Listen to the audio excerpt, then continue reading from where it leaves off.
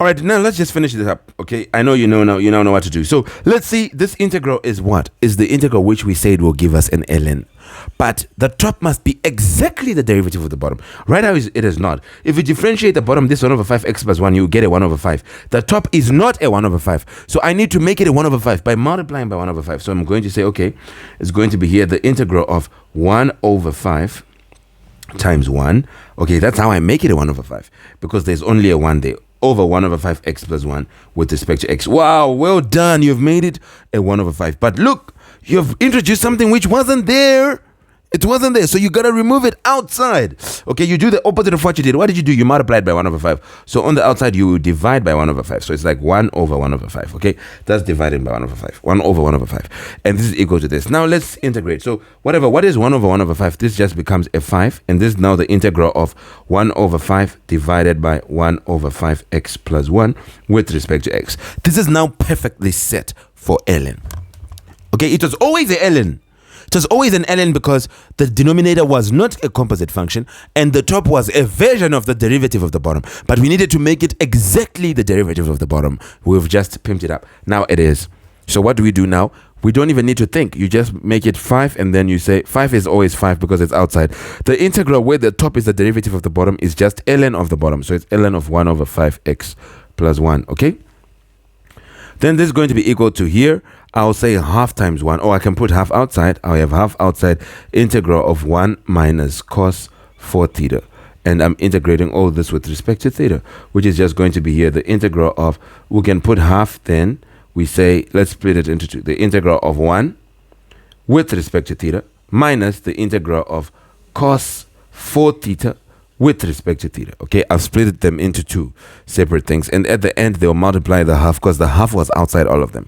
So this is going to be equal to half. Integral of 1 with respect to theta is a theta. Okay, so it'll be a half. Inside you put a theta. So half is still outside. Here we have a theta minus integral of cos 4 theta. What do we get now? Cos 4 theta is a composite function because it's cos of something which is not theta. When we integrate it, what do we use? Reverse chain rule. If we were to differentiate it, what would we use? The chain rule. So when we integrate, we use the reverse chain rule. The reverse chain rule says first integrate the outside, which is the cos, then divide by the derivative of the inside. That's the reverse chain rule. You integrate the outside, then you divide by the derivative of the inside. So if I integrate cos, let's go to MF19. We put this minus, right? Now let's integrate cos. Let's integrate cos, okay? We go to the integral table in MF19. Let's go. Here is our MF19. Can you see the MF19? We go down a bit now. We go down, down, down, down until we get to what? We want to see integrals. Oh, we already have circled it. Okay. We did it before. Okay. We want to use it again. The integral, we are on the integral table. Make sure you are seeing that. Make sure you're on the integral table, not the derivative one. This is the integration table, which you say which called the table of common integrals. Integral, of course, you can see it is sine x. So fine. So I'm going to say it's sine. But remember, integral of cos is sine. Okay, now we go. All right, so yes, we saw that the integral of cos is sine, but this is a cos 4 theta. It's no longer just a cos theta. So we do it in steps. First, we bring it as a sine 4 theta, right? We don't change the inside, but then we should then divide by the derivative of the inside, which is the derivative of 4 theta is just a 4. It's going to be like this, okay? So here we have 5 ln of 1 over 5x plus 1. Then on the other side, we have this. Now you should put on one of the sides a constant of integration c. It doesn't matter which side you put it on, but I like to put it on the right-hand side. It doesn't matter which side you put it on. You should put it on one of the sides. Constant of integration c. And now we can continue. Here, the next step will be to find that constant of integration c. And they say they've given us here what we call initial conditions.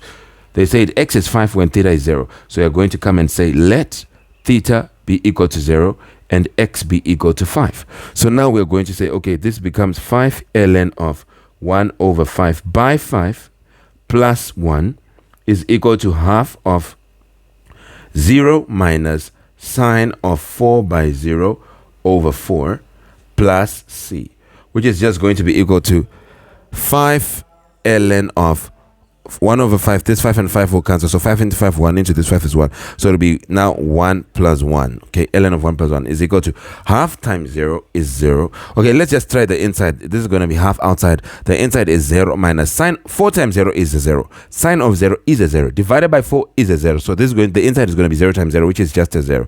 So it's like saying half times 0, which is nothing. So it's just going to be a c, which remains, the plus c. So we can say 5 ln 2 is equal to our c. We have our c, it's 5 ln 2. Now we can go and replace. So we rewrite now to say 5 ln of 1 over 5x plus 1 is equal to half of theta minus sine 4 theta all over 4, then plus 5 ln 2. This is perfect. You are done solving the differential equation. Let's go back and see if we're done. They have this other thing which I've underlined here, which says express x in terms of theta. In other words, make x the subject after you are done solving. Solve the differential equations, we're done. Then make x the subject. So is x the subject here? No. Let's make it the subject. All right, so I'm going to make x the subject. I'll start by eliminating this 5, okay, which is affecting everything. So I'll remain with ln of 1 over 5x plus 1 is equal to this 5 was multiplying on the left. On the right, it will divide everything which is there. Okay, there's this half which is affecting these two. Then it will divide here again. So if it divides here, we'll get 1 over 10 of theta minus sine 4 theta over 4, then plus we have 5 ln 2. We divided by 5, it just remains as an ln 2. Okay, it divides everything. So here we divided 1 over half divided by 5 is like you then multiply the denominator by another 5, you'd get a 10. That's how you divide by 5. You multiply the denominator. When you're dividing by a number, you multiply the denominator by that number. So we're dividing by 5. We multiply the denominator by 5. Would get a 10. So it'll be 1 over 10. Then here, 5 ln 2 over 5 is just ln 2. Now we are done. What do I now do? Well, I need to first make the ln's go to the same side. I think I can make them into 1 ln. Okay, if they're on the same side. When they're subtracting, there's a law of logarithms which affects it. So it's going to be ln of 1 over 5x plus 1. Minus ln 2, this is now going to be equal to 1 over 10 of theta minus sine 4 theta over 4. Okay, no problem. Now what do I do? When two ln's are subtracting, you make it to 1 ln, then they divide, right? So I'm going to make them divide inside. So it's going to be an ln, then make them divide. It'll be 1 over 5x plus 1. all over 2. Okay, that's what happens when the ln's are subtracting. This is going to be equal to 1 over 10 multiplying theta minus, okay, theta minus sine 4 theta all over 4. Okay, sine 4 theta over 4, right? Then I'm going to take the ln to the other side. I'll now have 1 over 5x plus 1 all over 2 is equal to e to the, when ln goes to the other side, it becomes e of whatever was there. So e to the power of 1 over 10 theta minus sine 4 theta all over 4. Sine 4 theta over 4. Then now I'm going to take 2 to the other side, becomes 1 over 5x plus 1 is equal to e, no, 2 goes into multiply because 2e to the 1 over 10 theta minus sine 4 theta all over 4. Then now I'm going to take the 1 to the other side. I have 1 over 5x is equal to 2e to the, this becomes 2e to the 1 over 10 theta minus sine 4 theta all over 4, like this. Then we say minus a 1. We put a minus 1. Then we take 5 to the other side. This 1 over 5, we take it to the other side, becomes a 5. X will be equal to 5 times 2 becomes 10e to the 1 over 10 theta minus sine 4 theta over 4. Then here we also multiply by 5, so it will become sine 4 theta over 4. Then we say here minus a 5 because we multiply by 5 and it also becomes a minus a 5 at the end. And we are done. This is going to be the end, and this is going to be what x is, and we move on to the next one. That is it. That is all you need. Goodbye for now.